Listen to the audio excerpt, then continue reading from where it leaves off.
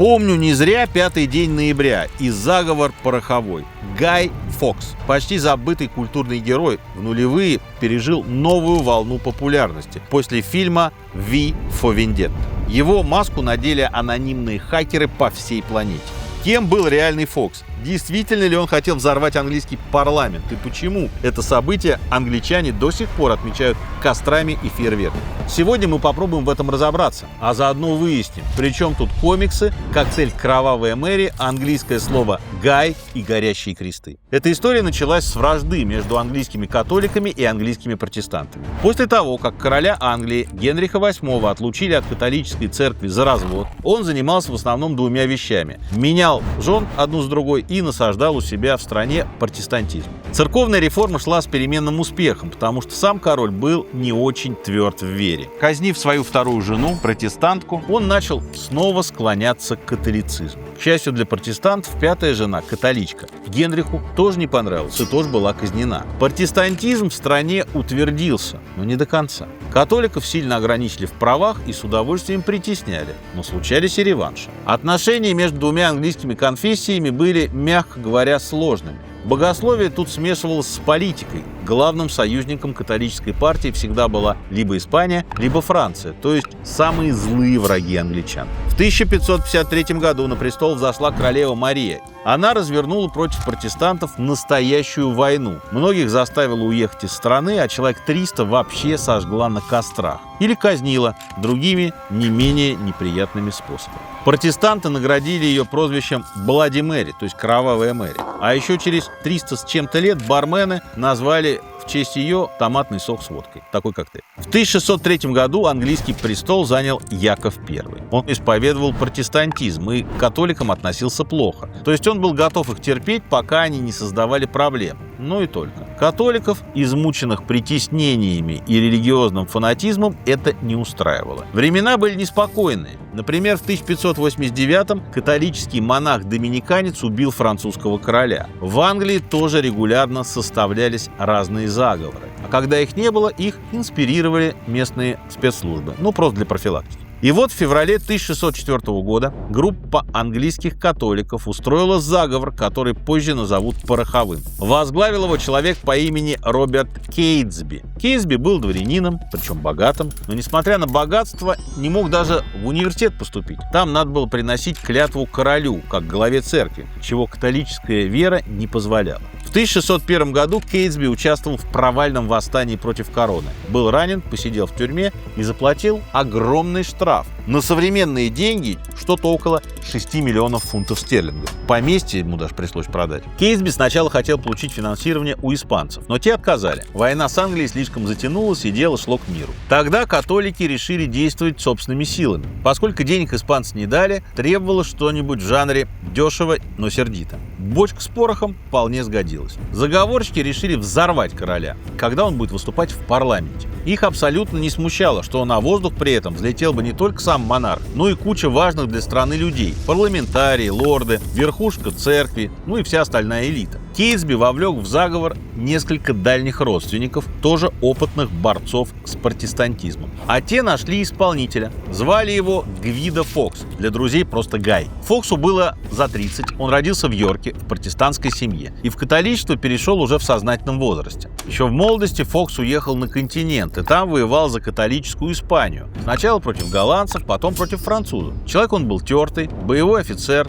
с порохом обращаться умел, болтать не любил. Короче, все признали, что кандидатура идеальная. Другим ключевым участником заговора стал человек по имени Томас Перси. Если Кейтсби во всех досье проходил как проблемный тип, то Перси, наоборот, был на хорошем счету. Он входил в личную охрану короля. Томас был человек физически крупный и не дурак подраться. Католичество он принял в безуспешной попытке перестать жить как свинья, то есть беспробудно пить, играть в карты и избивать случайных людей на улицах. На первой же встрече Перси высказался в том духе, что хватит уже разговаривать, давайте к делу. У Перси были какие-никакие деньги и доступ к монарху. Он арендовал дом поблизости от Вестминстерского дворца, что, конечно, не вызывало никаких подозрений. Ему по долгу службы полагалось жить где-нибудь в окрестностях. Он же легализовал Гая Фокса, поселив его у себя дома под видом слуги. Парламент решено было взрывать в день открытия очередной сессии. Из-за вспышки чумы это открытие перенесли на ноябрь 1605 года.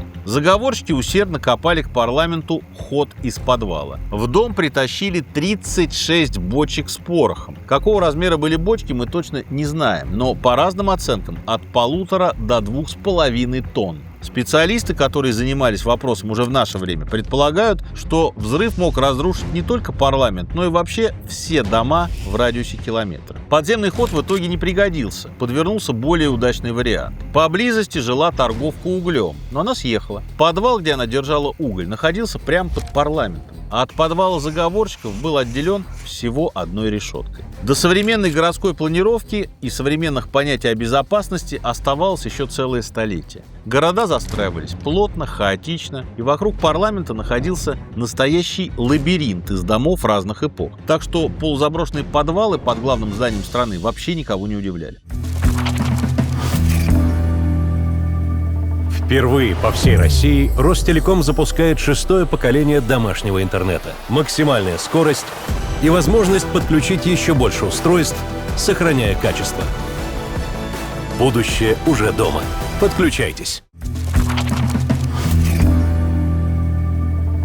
Дом торговки арендовали, решетку спилили, и Гай Фокс без проблем перетаскал 36 пороховых бочек под самый парламент, а потом прикрыл все это дело сверху грудой хвороста. Одновременно заговорщики приготовили команду, которая должна была захватить дочь короля Якова. Ее планировали сделать новой королевой и воспитать в католическом духе. Подвело их в итоге не планирование, а длинный язык. Денег не хватало, все участники заговора были по уши в долгах. Чтобы как-то это поправить, Кейтсби нашел еще 3 потенциальных террористов, в том числе дворянина по имени Фрэнсис Трэшем. Ничего хорошего из этого не вышло. Трэшем мало того, что не дал денег на революцию, он еще и очень не хотел, чтобы взорвался его любимый зять, лорд Монгил. Незадолго до подрыва он написал зятю анонимное письмо, в котором усиленно намекал на некую угрозу. Парламент, мол, получит страшный удар, сидите дома, а иначе вам же хуже. Зять угрозу воспринял серьезно и доложил королю. Намеки были настолько прозрачные, что стало понятно – готовится взрыв. Здание вокруг парламента начали обыскивать, и в одном из подвалов встретили Гая Фокса. Фокс усиленно делал вид, что все нормально. Тут подвал господина Перси, уважаемого человека. Вот безобидная куча хвороста, беспокоиться нам не о чем. Это вроде бы сработало, обыск прекратили. Но сработало не до конца. Репутация у Перси действительно была безупречная, но про его католичество уже знали. Так что организаторы обыска отправились к королю за новыми инструкциями. А вот Фокс, на свою беду, решил, что они ушли совсем, и продолжил приготовление. До взрыва оставались считанные часы. Так что, когда в подвал снова спустились стражники, они обнаружили Фокса на прежнем месте, в дорожной одежде, с фонарем, часами и зажженным фитилем. Его, конечно, тут же схватили. Фокс сначала держался хорошо. Несмотря на то, что его страшно пытали, он все брал на себя и настаивал, что работал один. Дом при этом был легально снят на имя Перси, так что одного из ключевых заговорщиков следователи знали и без показаний Фокса. Пороховые террористы бежали на северо-запад от Лондона и собрались в городке под Бирмингемом. Всего 36 человек, включая вооруженных слуг. В Лондоне тем временем продолжались пытки и допросы. К вечеру 6 ноября следователи уже знали имя Кейтсби, а 7-го сломался и начал говорить сам Гай Фокс. Никакого плана «Б» Кейтсби не приготовил. Он попытался начать очередное католическое восстание, но скорее от отчаяния. Это была уже импровизация. Родственники и знакомые, даже убежденные католики, не хотели иметь дел с неудачливым террористом. Небольшой отряд Кейтсби, продрогший, голодный, ворвался в знаменитый Уорикский замок, где удалось достать еды и свежих лошадей. На следующий день заговорщики оказались западнее Бирмингема. Шел дождь, все были нервные, измотанные. Неподалеку находился особняк одного из немногих оставшихся друзей. Там развели огонь, начали сушить одежду и порох. Одежда высохла, а вот с порохом получилось не очень. Кто-то допустил неосторожность, и порох взорвался. Кейтсби и еще 3 человека серьезно обгорели. А вся эта история превратилась в наглядную иллюстрацию поговорки «не делай другим того, чего не желаешь себе». После взрыва боевой дух окончательно покинул заговорщиков. Они сидели на месте и ждали развязки. 8 числа появился шериф, во главе 2 сотен ополченцев. Про заговор он был не очень в курсе и собирался вообще ловить разбойников, которые обнесли замок достопримечательностей. Заговорщики, несмотря на абсолютно неравные силы, отстреливались. 5 погибли в бою, включая Кейтсби и Перси, а остальных взяли живыми. Трэшем, любитель писать загадочные письма, умер в тюрьме. Тела Кейтсби и Перси выкопали из могил и обезглавили. 7 оставшихся заговорщиков получили приговоры по моде того времени.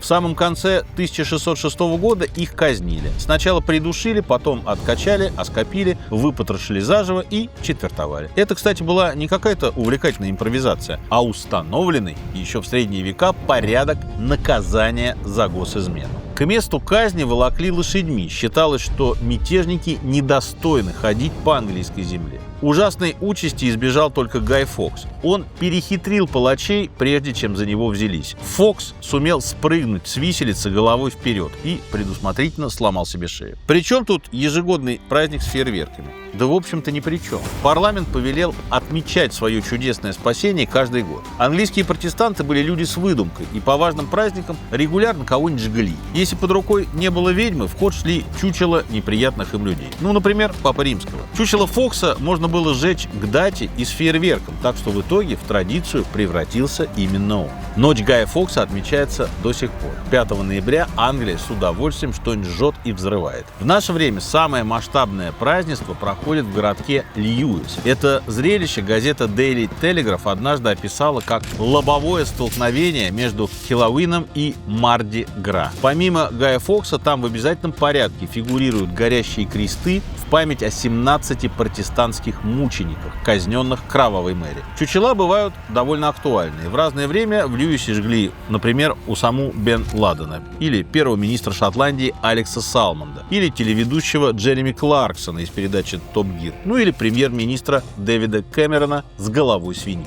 Исторически личность чучел обозначали несложные маски, которые надевались на соломенную голову, чтобы английский глубинный народ не путался и понимал, какого именно врага короны жгут. В 1980-е маска Фокса приглянулась создателям комикса V for Vendetta, которые искали образ для своего героя, борца с вымышленным тоталитарным правительством английских националистов. Тема была актуальная. В стране шли протесты против Тэтчер, и подрыв британского парламента не казался молодежи такой уж плохой идеей. Потом по комиксу сняли популярный фильм, и маска попала в мировую культуру. Интересно, что Фокс оставил и более масштабный след. Считается, что от его имени произошло английское слово «гай». Сначала оно означало чучело самого Фокса, потом чучело вообще, потом чучело в переносном смысле – странно или смешно одетого парня. Ну и в конце концов стало означать парня вообще. Неудачливый подрывник все-таки остался в вечности, хотя и не тем способом, на который рассчитывал.